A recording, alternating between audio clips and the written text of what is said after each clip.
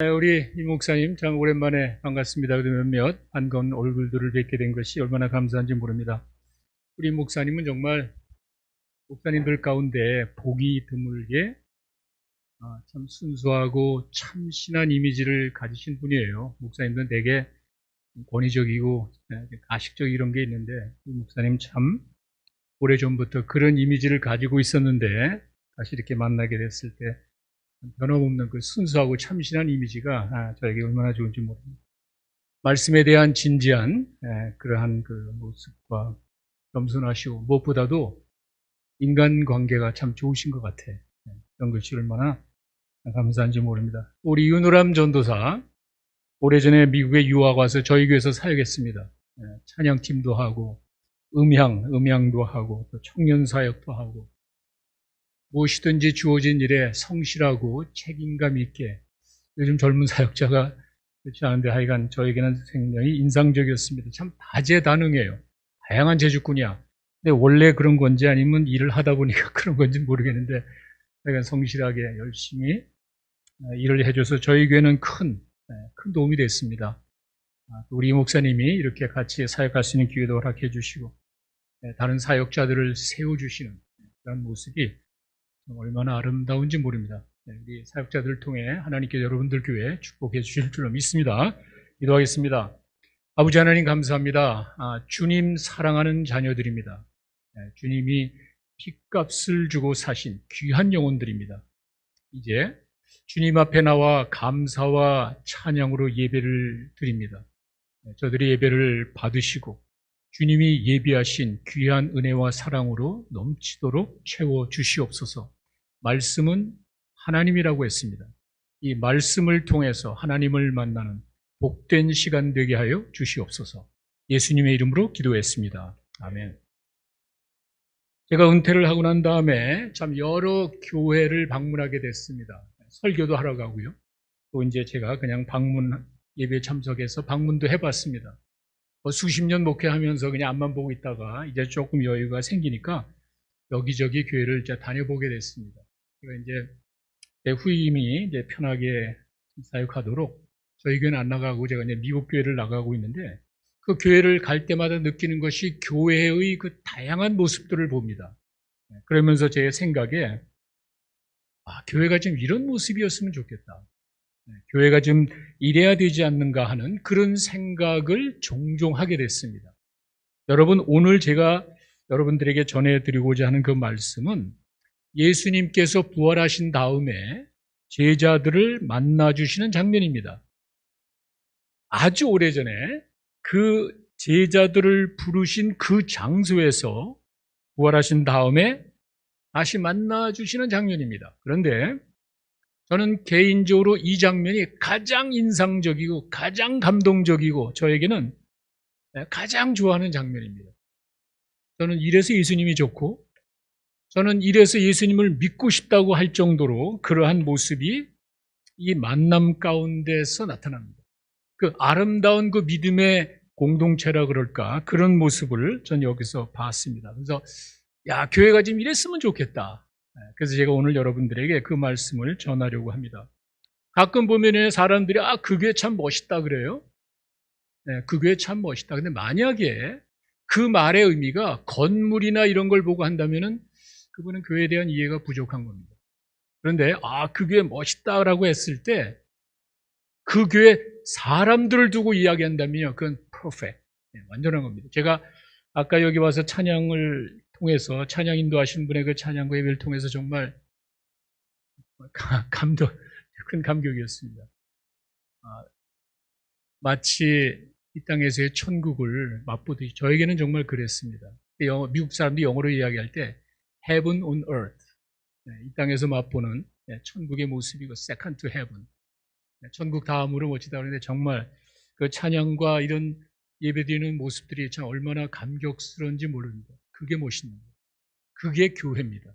제가 왜 이 말씀을 드리냐면요, 교회는 일단 건물이 아니라 모임이거든요. 그 말 자체가 신약 성경에 나와 있는 에클레시아라는 헬라어 단어 자체가 건물을 의미하지 않고 단순한 모임입니다. 사람들의 모임을 의미했습니다. 그게 교회예요. 그게 아름다워야 돼요. 제가 예를 들겠습니다. 사도행전 19장 39절에 가시면은요, 사도행전 19장 39절은 이제 바울이 어려움을 겪었을 때 그 사람들과의 모임을 통해서 이제 이런 말이 있습니다. 만일 그 외에 무엇을 원하면 정식으로 민회에서 결정하라. 민회, 이게 한문이잖아요. 사람들의 모임. 민회에서 결정을 하라 이렇게 되어 있는데 그 민회라는 단어가 에클레시아. 우리 사람들 모임을 그렇게 표현했습니다. 그리고 그 밑에 가시 41절에 이에 그 모임을 흩어지게 했다. 그 모임을 흩어지게 했다는데 그 모임이라는 단어 역시 똑같이 에클레시아. 재미난 거는 뭐냐면요. 마태복음 16장 18절에 여러분 잘 아시는 내가 이 반석 위에 교회를 세우겠다. 내 교회를 세우겠다 이야기하시는 그 예수님이 말씀하신 교회가 에클레시아예요. 무슨 말인지 아시죠? 이렇게 민회, 사람들의 모임, 그 모임, 이거를 세우겠다는데 예수님께서는 그것이 앞으로 예수님이 세우실 교회다라는 표현으로 그렇게 하셨습니다. 교회는 이렇게 믿음의 공동체입니다.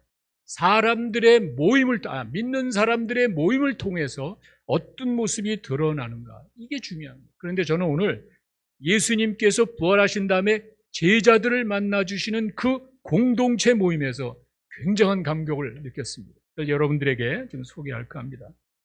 사실 오늘 본문이 21장인데 사실 요한복음을 심각하게 읽어가는 사람은요, 요한복음 20장 30절에서 31절이 마지막이거든요. 이렇게 되어 있습니다. 그 20장 마지막을 보면은요, 요한복음이 끝난 것 같아. 요한복음이 그렇게 해서 끝난다는 이제 그런 20장 30절에서 31절에 이렇게 되어 있습니다. 보세요. 예수께서 제자들 앞에서 이 책에 기록되지 않은 다른 표적은 많이 행하였으나 오직 이것을 기록하면 너희로 예수께서 하나님의 아들 그리스도이심을 믿게 하려 하며 또 너희로 믿고 그 이름을 힘입어 생명을 얻게 함이라. 마치 요한복음이 끝나는 것 같아. 그죠? 20장 마지막 절에서 이렇게 요한복음이 끝나는 것 같은데 갑자기 21장이 등장을 합니다. 그리고는 오늘 본문 갈릴리 바다에서 처음 했듯이 똑같이 갈릴리 바다에서 예수님께서 제자들을 만나주시는 장면이 툭 튀어나와요. 그러니까 뭐 구성이 좀 이상하다 이런 말인데 이렇게 요한복음 21장이 굉장히 중요합니다. 신학적으로 상당히 중요한 의미를 가지고 있습니다. 그걸 제가 여러분들에게 소개하려고 합니다. 성경 연구의 기본은요, 여러분 입맛에 맞게 해석하시면 안 됩니다. 성경이 본래 의도하지 않은 것을 지금 의도하지 않습니다. 그러니까 여러분들이 배경을 잘 보셔야 돼요. 오늘 읽어드린, 이 목사님이 읽어드린 요한복음 21장을 피시고요. 거기서 하나하나 그 내용을 제가 설명해 드리겠습니다. 요한복음 21장 1절에 가시면은 디베랴 호수라고 되어 있죠. 가끔 사람들이 혼동을 합니다. 이게 갈릴리 바다예요. 굉장히 큰 요한복음 6장 1절에 가면 이게 바다로 표현되어 있는데 이 디베랴 호수라는 게 바로 갈릴리 바다를 의미하고 바다같이 넓은 호수 이렇게 여러분이 생각하시면 됩니다. 여기서 예수님께서 제자들을 만나셨는데 거기서 이제 너희들은 사람 낚는 어부가 되리라 이야기하셨죠. 그 장소에서 다시 부활하신 다음에 만났다는 겁니다. 그걸 여러분이 염두에 두시오. 3절에 가시면은요, 베드로가 물고기를 잡으러 간다 했는데 이게 뭐 사역을 포기했다 이런 건 아니고 사실 마태복음 26장 32절과 28장 10절에 가시면은요, 예수님이 부활하시고 난 다음에 글로 먼저 가신다고 그랬어요. 예수님이 그런 이야기를 했기 때문에 베드로가 막 그걸 염두에 두고 부활하신 다음에 예수님 부활하신 다음에 이제 갈릴리 바다에 가겠다는 그 말을 난 물고기 잡으러 가겠다 이렇게 이야기한 것 같아요. 5절에 가시면은요, 예수님께서 그들을 보시면서 얘들아 너희에게 고기가 있느냐. 이 한글 번역이 참 좋은 거예요. 얘들아, 뭐 영어 성경 뭐 프렌즈 이렇게 했는데 그건 아니고 원어에도 보면은요, 애정이 담긴 표현. 약간 어르신들이 우리 아이들, 아까 우리 헌금 걷는 아이들 보고 너무 이뻐가지고 아이고 얘들아, 그 어른들이 자녀들을 사랑하는 마음으로 대할 때 얘들아 하듯이 그 표현으로 보시면 예수님께서 지금 부활하시고 난 다음에 옛날에 만났던 갈릴리 바다에서 제자들을 보시면서 얘들아 이렇게 사랑의 표현을 해주셨다는 겁니다. 7절에 가시면은요, 베드로의 모습이 나오죠. 예수님이라는 말을 듣더니 이 사람이 그냥 물속으로 뛰어들어. 베드로는 물만 보면은 그냥 뛰어들어가는 사람. 이게 침례교인이 이거 맞는 것 같아요. 지난번에도 예수님이 바다 위로 걸어가다가 또 이 물 보더니 또 빠지고, 여기도 예수님이 보니까 그냥 막 급해가지고 물속으로 뛰어들어갑니다. 8절에 가시면은 한 50칸 정도 떨어졌다 그러죠. 이게 뭐 여러분 잘 이해가 안 갈 텐데, 우리 미국에서는 야드를 쓰네. 100야드, 한 90m 정도로 보면 됩니다. 그러니까 수영해서 갈 수 있는 거리이기 때문에 그렇게 했다는 것입니다. 근데 재미난 거는요, 9절에 보세요. 9절에 보니까 육지에 올라와 보니까, 그렇게 해서 와 보니까 숯불이 있고 생선이 있고 떡이 있습니다. 여러분 보세요. 숯불이 있고 떡이 있고 생선이 있습니다. 숯불갈비 뭐 이런 거 아니에요? 그런 게 있잖아. 그거를 예수님이 준비해 놓은 거예요. 머릿속에 그런 것들을 이렇게 그리면서 보시면 좋습니다. 참 감동적이에요. 밤새도록 고기를 못 잡아서 고생한 그 사람들을 위해서 올라가 보니까 숯불이 있고요. 거기에 떡과 생선이 있었습니다. 다른 말로, 재미난 말로 미국 목사님 그러더래요. 갈릴리 바다의 바베큐 파티라고 얘기하는데, 바베큐 파티가 지금 이제 벌어지는 순간입니다. 조촐하겠죠. 그러나 거기에는 아주 깊은 감동적인 이유가 담겨 있습니다. 10절에 보시면은요, 야, 지금 잡은 생선도 좀 가져와라 그러죠. 예수님이 고기를 잡게 한 게 소설 이야기가 아니라는 거예요. 진짜 생선입니다. 그 생선도 가져와라. 그래가지고 그 고기도 굽고, 11절에 가면은 고기 숫자가 153마리. 뭐 성경 가지고 장난하는 사이 이게 뭐 153이 뭐 무슨 의미가, 그런 생각할 거 없고, 153이라는 거는요, 아이위트니스, 실제적으로 옆에서 본 사람이 확인해 줬다는 그거지, 뭐 153 뭐 그런 숫자가 중요한 게 아니라, 그런 건 신경 쓰고. 그러니까 이렇게 정확하게 예수님께서 고기를 잡아 주셨고요. 그 잡으신 고기를 구워서 제자들에게 주셨고, 또 숫자까지, 이게 실제적인 사건이라는 그것을 말합니다. 제가 오늘 여러분들에게 말씀드리고 싶은 건 12절입니다. 12절. 와서 조반을 먹어라.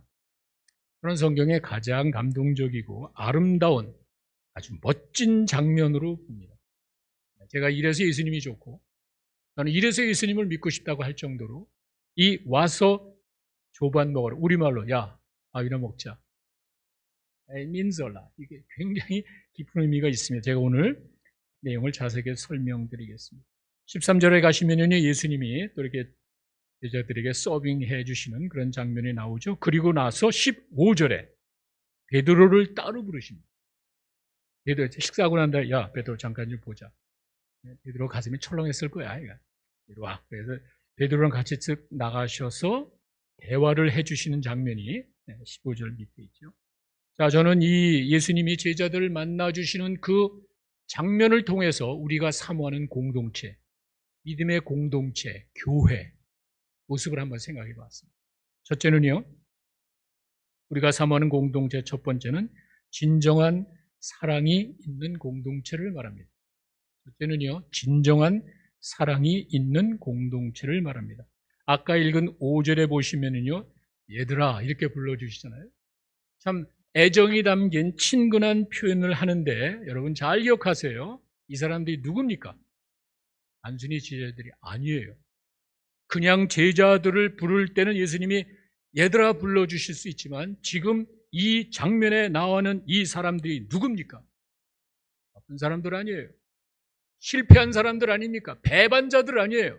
예수님 모른다고 도망갔던 사람들 아니에요. 여러분 아시죠? 지금 예수님이 만나주신 이 제자들은요, 예수님께서 3년 동안 공을 들였는데 열심히 사역하고 그들에게 능력도 주고 가르쳐주고 깨닫게 하고, 정말 예수님이 3년 동안 공을 들였는데 막상 예수님이 십자가 달려 돌아가신다니까 다 도망가죠. 그 사람들이에요. 예수님 앞에선 다른 사람 다 버릴지라도 나는 절대로 버리지 않겠습니다. 큰 소리친 베드로, 어린아이 앞에서 3번씩이나 예수님을 모른다고 부인하지 않습니다. 막판에 3번째 부인할 때 눈이 마주쳤어요. 예수님이 이야기했거든요. 아닙니다.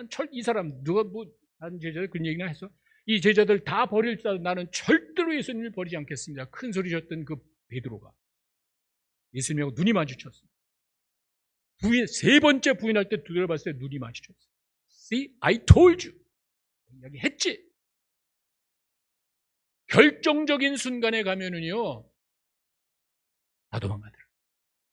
내가 살겠다고 예수님을 그렇게 따르고 사랑한다고 고백하던 사람들이 부인하더라.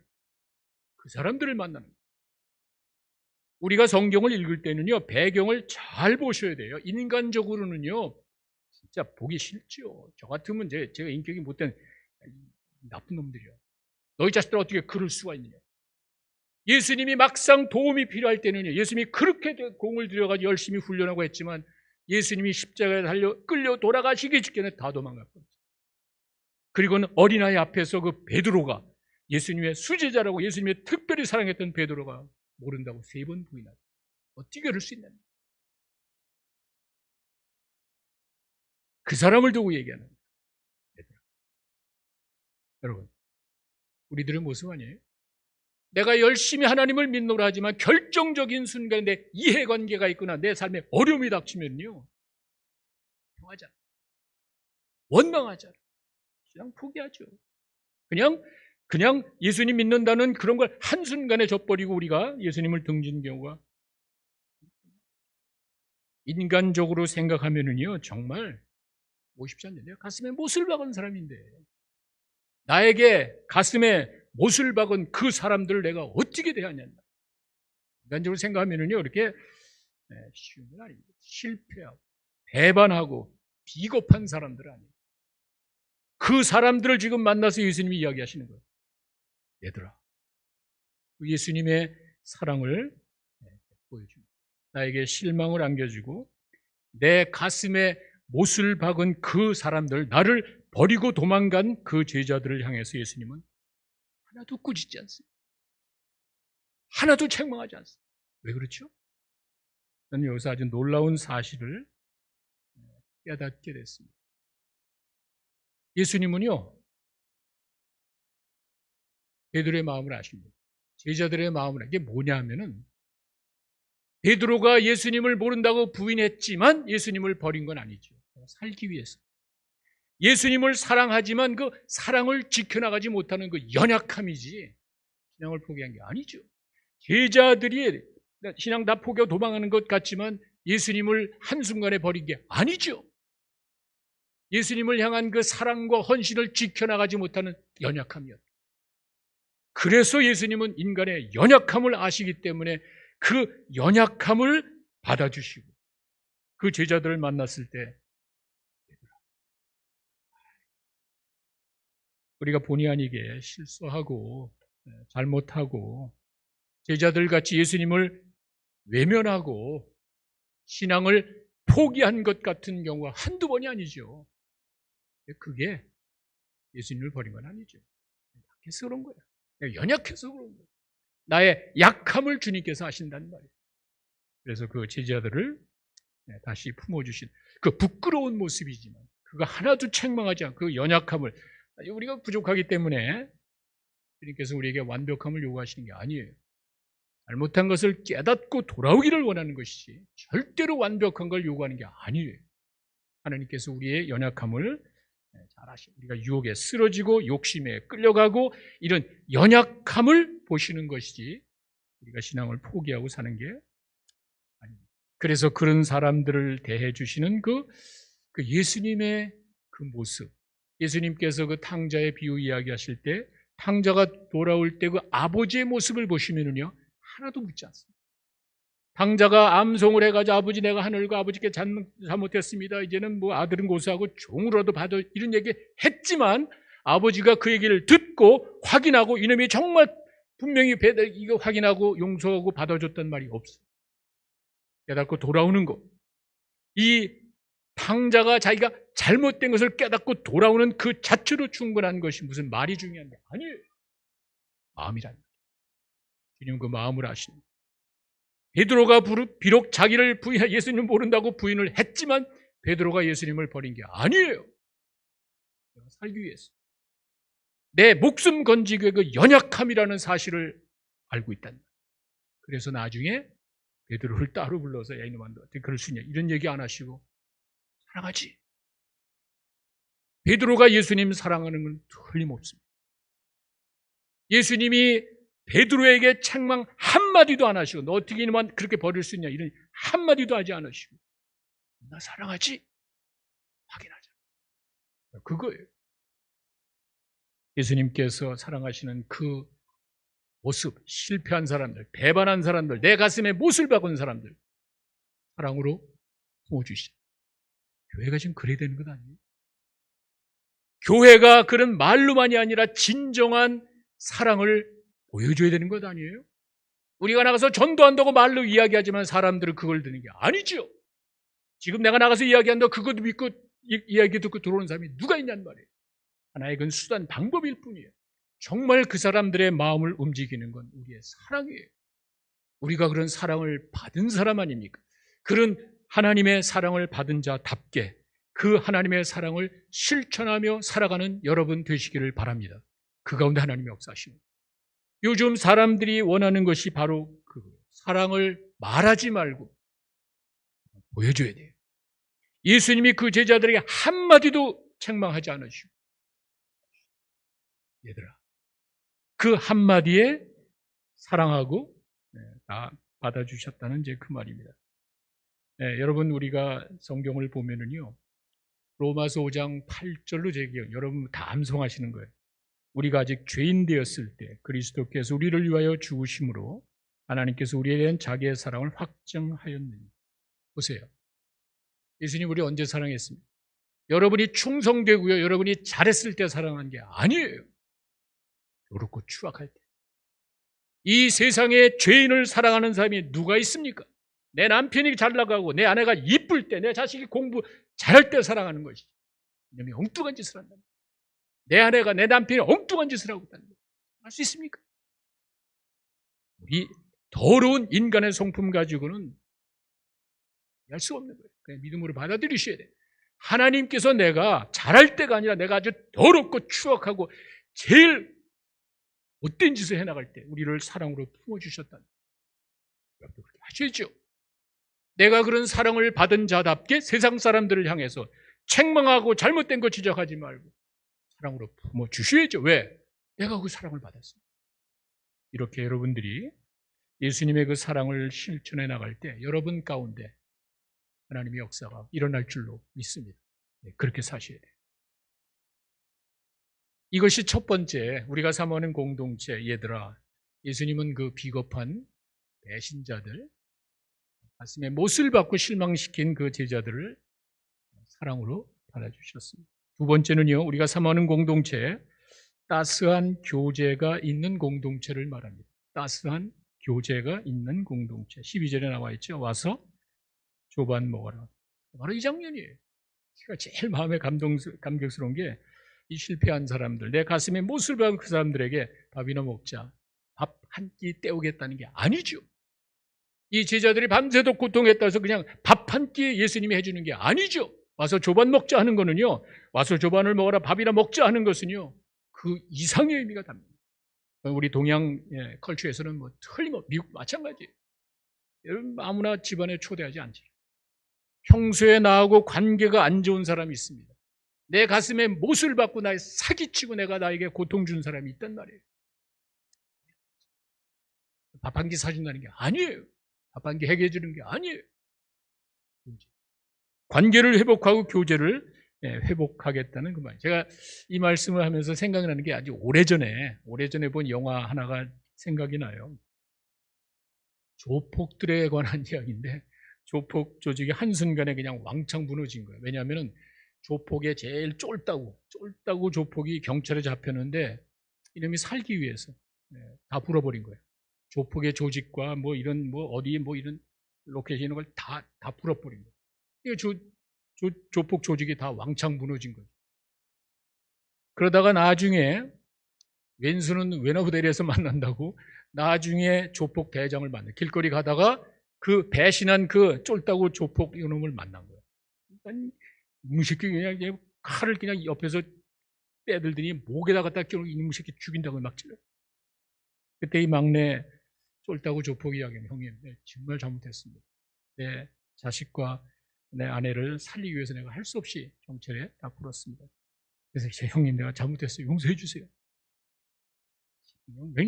그리 막 목 찔러더니 칼로 더니 야 밥이나 먹자. 바로 그거예요. 밥이나 먹자. 그게 무슨 말이죠? 용서했다는 거예요.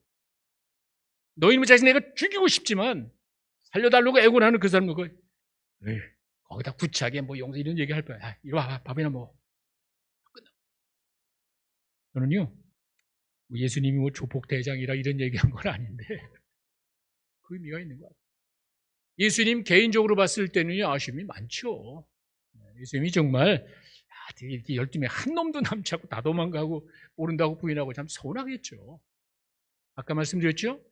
연약함으로 아시는 거예요. 그 제자들에게 지금 다시 만난 그 제자들에게 야, 밥이나 먹자. 용서하셨다는 거예요. 말이 필요가 없습니다. 여러분들이 사람 인간관계에서는요, 설명을 다 해야 돼. 내가 왜 이렇고 이 가슴이 이렇게 아프고 이런 아픔이 있었고 이거 다 해. 예수님은 그렇지 않습니다. 우리 마음 중심을 보는 거예요. 우리가 분명히 깨닫고 돌아왔을 때 내가 일일이 고백하지 않아도 사람은 그걸 들어야 되겠지만 아신단 말이에요. 탕자가 돌아왔을 때 그 정말 회개한 게 진짜인지 가짜인지 아버지가 확인하고 용서해 준 게 아니라 돌아오는 그 모습을 바라보고 용서해 주죠. 여러분이 깨닫고 완벽한 걸 요구하는 분이 아닙니다. We're not perfect. 우리가 완전하지가 않아요. So whatever we do, that's not perfect. 뭐래도 우리는 완벽한 게 아니고 완벽하려고 하는 게 이게 잘못된 것이. 잘못했을 때 깨닫고 돌아오는 그 마음을 가지고 여러분이 주님 앞에 나올 때 주님께서는 여러분들을 받아주실 줄로 믿습니다. 교회가 그래야 된단 말이에요. 왜 비난을 받습니까? 저희 지역에 듀크 대학이 있고 UNC 채플리도 있고 하여간 좋은 대학이 있으니까 한국에서 매년 수백 명씩 들어옵니다. 연수 들어오고 그러는데 이분들이 뭐 미국에 왔으니까 뭐 갈 데 없잖아요. 뭐 우리 동네가 뭐 LA나 뉴욕 같이 화려한 데도 아니고 그러니까 그냥 교회에 오는 거예요. 그분들 얘기를 들어보면 교회에 대한 이미지가 굉장히 안 좋아. 굉장히 안 좋아. 사실 여러분 한번 생각해보세요. 뭐 예수님이 잘못됐습니까? 거기서 예수님 잘못됐다고 이야기하는 사람 하나도 없어요. 성경이 잘못됐다고 이야기하는 사람 하나도 없어요. 뭐죠? 예수 믿고 성경 믿는 사람의 삶 속에 예수님이 없고 성경이 없기 때문에 실천이 없기 때문에요. 그런 모습들만 이 사람들이 보아왔기 때문에 가식적이고 자기들끼리만 잘하고 뭐 이런 생각을 가지고 있어서 교회에 대한 이미지가 굉장히 안 좋아요. 자그마한 실천. 우리 목장 사역이라 그래서 이제 여기 포도원 그 안 나와도 괜찮아. 그냥 집에서 가정에서 모일 때 같이 해서 뭐 조든 레이크라고 큰 좋은 공원이 있고요. 거기 가서 뭐 캠핑도 하고 놀러도 가고 뭐 그 아름다운 그 뭐랄까 교제 신앙의 공동체를 통해서 믿는 사람도 이러네. 새로운 걸 보는 거예요. 제 설교를 듣고 바뀌는 게 아니라 그 목장 모임에서 열심히 봉사하고 헌신하는 그 목자의 모습을 보고 이런 것도 있네. 우리는 그냥 당연히 하는데 그런 모습들, 이중적인 가식적인 모습이 아니에요. 교회 안에 정말 남 비난하고 책망하는 것이 아니라 감싸주고 그 아픔을 같이 이렇게 나누고 이런 모습들을 보면서 교회가 이런 것도 있네. 깜짝 놀랐어요. 별거 아니에요. 와서 밥 한 끼 먹으면서 그냥 얘기할 필요가 없어요. 야, 밥 한번 먹자. 그런 우리의 마음속에 있는 믿음을 실천할 때 그 가운데 주님이 역사하실 줄로 믿습니다. 교회가 그래야 된다는 거예요. 진정한 사랑이 있고 진정한 교제가 있는 따스한 교제가 있는 교회. 바로 이것이 지금 세상 사람들이 사모하는 공동체. 그러면은 돌아온다고. 세상에서 맛보지 못한 사랑이 있고 세상에서 맛보지 못한 따뜻한 교제가 있는 그곳을 찾아오게 돼 있단 말이에요. 마지막 세 번째 우리가 사모하는 공동체는 온전한 회복이 있는 공동체를 말합니다. 다시 우리가 사모하는 공동체는 온전한 회복이 있는 공동체를 말합니다. 이게 15절 아까 마지막에 읽은 내용입니다. 내 어린 양을 먹이라. 무슨 말이죠? 베드로에게 다시 사역을 맡기시겠다는 말입니다. 근데 이게 상당히 중요한 이유가 뭐냐면은 요한복음 21장, 아까 20장에 사실 끝난 거예요. 요한복음이. 근데 21장이 초크독 들어간 이유는 뭐냐면요. 여러분 한번 생각해 보세요. 여러분 성경을 많이 알기 때문에 그냥 쑥 넘어가지만 그 당시 사람들을 봤을 때요. 마태, 마가, 누가복음으로 끝난다면은요. 12 제자들은 절대로 사역할 수가 없습니다. 왜? 실패자들이잖아. 베드로 절대로 하나님을 할 수 없어요. 왜? 예수님을 부인했잖아. 그것으로 끝나는 거예요. 마태, 마가, 누가 공관복음이라죠. 같은 관점으로 쓴 그 복음서 예수님의 역사책을 보면은요, 이 제자들은 실패자로 끝나는 거예요. 예수님 모르다고 도망갔던 사람들이에요. 예수님을 부인했던 사람이에요. 누가 그 사람의 이야기를 듣고 예수를 믿겠습니까? 요한복음 21장이 나옵니다. 요한복음 21장이 딱 나오는데 예수님이 그들을 만나가지고 아까 말씀드렸죠? 그들을 사랑하시고 그들에게 따스한 교제를, 관계를 회복시켜 주시고 마지막으로 회복시켜 내 양을 먹여라. 예수, 이걸 우리는 리코미션, 재위임이라고 봅니다. 예수님이 정식으로 제자들을 만나 주셔 용서하시고요. 특별히 베드로에게 됐어. 너 이제 이 하나님이 계속 해도 돼. 예수님이 베드로를 만나서 정확하게 재위임을 해줬잖아요. 이 요한복음 21장이 없었다면 제자들은 영원히 실패자로 남을 것이고 베드로는 영원히 배신자로 남을 것이고 하나님이라 할 수가 없는 거예요. 그런데 요한복음 21장 특별히 이 장면에서 내 양을 먹여라. 재위임을 시켜주십니다. 예수님이 정식으로 베드로에게 인정해 줍니다. 그래서 베드로가 초대교회 엄청난 사역을 이루었습니다. 네, 이런 신학적인 내용이 거기에 담겨져 있습니다. 요한복음 21장이 이제 그래서 중요한 건 다른 제자들도 마찬가지입니다. 이 요한복음 21장을 통해서 예수님이 들 다시 만나줘서 관계를 회복시켜 주셨구나. 자, 이렇게 파티를 마친 다음에 15절 알까이 읽었죠? 제가 다시 한번 읽어드립니다. 요한복음 21장 15절. 요한의 아들 시몬아, 내가 이 사람들보다 나를 더 사랑하느냐 하시니, 이렇게 의미 있는 질문합니다. 요한의 아들 시몬아, 베드로란 말이 아니죠. 처음에 만났을 때 요한의 아들 시몬, 넌 이제 앞으로 베드로가 될 것이다. 아시다시피 베드로는 반석 같은 인물이라는 거 아니에요? 그렇게 처음 만났을 때 이 시몬에게 너는 앞으로 반석 같은 믿음의 지도자가 될 거라고 했는데 예수님 부인했잖아요. 예수님이 지금 그 실패한 베드로에게 다시 옛날 어렸을 때 처음에 만났을 때 그 이야기로 돌아가서 베드로가 아니라 요한의 아들 시몬에 이렇게 보죠. 자기가 잘못한 걸 다시 한번 리마인드 시키는 거예요. 너는 더 이상의 베드로가 될 수가 없는 거야. 이런 뭔가 깨닫게, 베드로 스스로 깨닫게 하시는 거예요. 그 다음에 재미난 거는 이 사람들보다 나를 더 사랑하느냐. 이거 사실 비교하는 건 안 좋거든요. 제일 안 좋은 게 교육에서 안 좋은 게, 야, 쟤는 옆집에는 공부 잘하는데 이놈아 너 왜 못하냐. 이거 제일 무식한 교육 방법이에요. 그런 얘기하는 부분은 없을 거야. 여기 하나 비전 교회는 다들 절대로 그런 얘기하면 안 돼. 절대로 비교하면 안 돼. 진짜. 근데 하여간 예수님께 비교한 것이 아니죠. 내가 이 사람들보다 나를 더 사랑하느냐라고 이야기한 건 베드로가 그렇게 큰 소리 쳤기 때문에 그런 거예요. 이 사람들보다 내가 더 사랑하겠습니다 이야기하기 때문에 베드로 자신이 이야기한 거 하나하나를 지적하면서 깨닫게 하십니다. 너는 더 이상의 베드로가 아니라는 사실을 깨닫게 하시고요. 너 큰 소리 쳤지? 이 사람들 다 버린데도 난 버리지 않겠다 이야기했지. 근데 버렸잖아. 다시 한번 이렇게 리마인드 시킨 것으로 이제 생각하시면 됩니다. 그렇게 이야기를 다 하고 나는데 베드로 무슨 말을 하겠어요? 이 사람들 날 더 사랑하느냐? 사랑하지요. 지키지 못했죠. 연약함을 지금 예수님은 이야기하고 계십니다. 베드로가 기껏 한다는, 주님 그러하나이다. 내가 주님 사랑하는 줄을 아시잖아요. 내가 실수하고 잘못했지만 주님이 제 마음 아시잖아요. 제가 주님 사랑하지만 지켜나가지 못하냐는 그걸 주님이 아시잖아요. 그런 안타까운 심정을 이야기합니다. 근데 재미난 거는요, 여러분 많이 들어보셨을 거예요. 여기서 이제 예수님과 베드로가 이야기할, 너 나 사랑하냐? 라는 그 사랑이라는 단어와 베드로가 사랑하지요? 라는 그 단어가 사실 좀 다르거든요. 예수님이 물어보신 그 단어는 헬라어로 아가파오, 아가페 사랑이라고 그러잖아요. 아주 그냥 신적인 아주 전폭적인 그런 사랑, 최고 수준의 사랑. 그렇게 예수님 물었는데 베드로는 이제 거기까지는 안 되죠. 필레오. 그거보다 조금 형제 사랑 같은 거. 그다음에 에로스 사랑은 제일 밑에고, 남자가 여자 보고 이건 에로스고, 그 다음에가 필레아.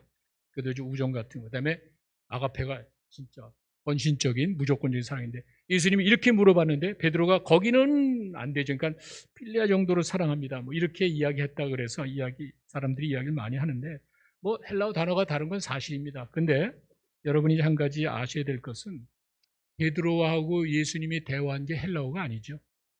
그렇죠? 그 당시 유대인이 헬라어 쓴 것이 아니죠.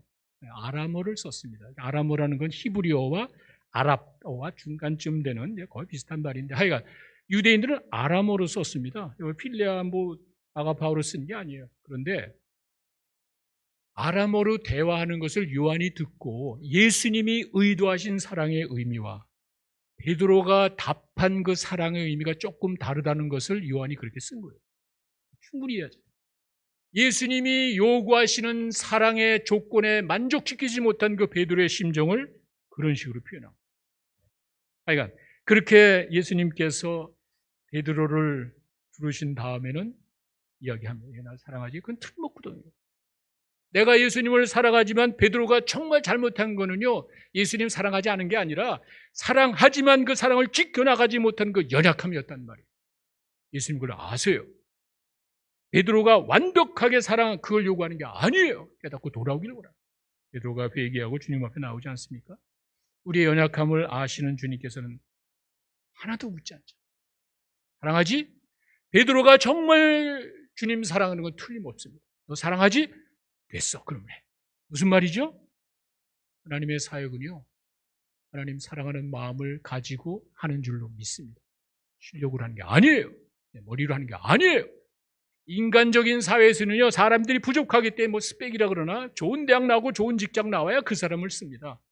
하나님은 부족함이 없으세요. 우리를 의지할 필요가 없습니다. 여러분이 진정으로 하나님 사랑하면서 살아갈 때 하나님께서는 여러분들을 통해서 일하실 줄로 믿습니다. 그걸 확인해 주는 거예요. 사랑하지? 네, 죄송합니다. 사랑을 지키지 못했습니다. 그 사랑하는 마음 가지고 사역하면 돼. 내 양을 보여라. 3번. 그렇게 3번을 다짐. 네가 날 사랑하지? 사랑하죠. 사랑하지? 아시잖아요. 사랑하지? 내 양을 보여라. 베드로가 예수님의 사랑으로 인해서 온전하게 회복되어진 줄로 믿습니다. 그래서 초대교회 때 크게 쓰입니다. 요한복음 21장이 그래서 중요합니다. 여러분들이 하나님의 일을 해나갈 때는 하나님을 사랑하는 그 순수한 마음 하나 지켜나갈 때 하나님께서는 여러분들 통해서 일하실 줄로 믿습니다. 실수한다는 말이에요. 예수님 부인할 수도 있다. 때로는 잘못할 수도 있단 말이에요. 그게 신앙 포기하는 게 아니죠. 우리의 연약함이에요. 내가 순수하게 그 신앙을 지켜나가지 못하는 그 연약함을 주님께서 아신단 말이에요. 그래서 내가 할 수 있는 걸 확인해 주는 거예요. 사랑하지? 그 마음은 지켜야 된다. 됐어. 너 내 일을 해. 이렇게 베드로가 회복이 됐습니다. 교회가 좀 이래야 되죠. 교회 안에서 회복이 좀 이렇게 이루어져야 되죠. 잘못하고 실수하는 건 저 사람만이 아니잖아요. 나도 그랬잖아. 나도 주님 앞에 베드로와 똑같고 다른 제자들과 똑같이 살아가는데 왜 다른 사람을 이렇게 지적하냐는 거예요. 품어주고 용서하고 따스한 교제가 이어지고 그 사람이 교회 안에서 회복되어질 때 하나님께서는 그 교회를 통해서 일하실 줄로 믿습니다. 교회가 그래야 된다. 우리가 사모하는 공동체, 진정한 사랑이 있는 공동체, 따스한 교제가 있는 공동체, 온전한 회복이 있는 공동체, 이 아름다운 공동체가 여러분들의 교회가 될 줄로 믿습니다. 기도하겠습니다. 아버지 하나님 감사합니다. 주님 사랑하는 자들이 이 자리에 모여서 하나님 앞에 헌신합니다. 우리의 부족함을 아시고 용서해 주신 아버지 하나님, 우리의 잘못한 걸 사랑으로 품어주신 아버지 하나님, 이제 저들이 나가 살아갈 때 그 주님 사랑하는 순수한 마음을 잃지 않고 믿음으로 살아갈 때 하나님 저들을 통해서 놀라운 역사를 이루어 주시옵소서. 예수님의 이름으로 기도했습니다.